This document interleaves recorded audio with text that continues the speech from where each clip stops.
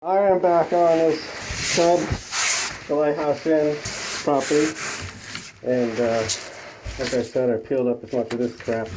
Now I'm hitting it with a grinder.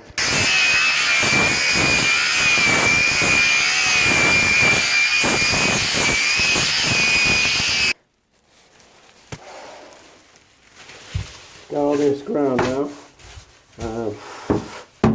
Sweep of all this dust.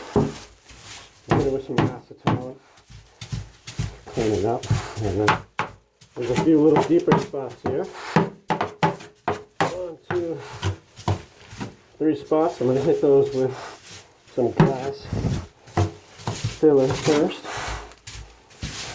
And then I'll just layer this whole thing in gel coat. Make a good solid 1/4 inch of gel coat.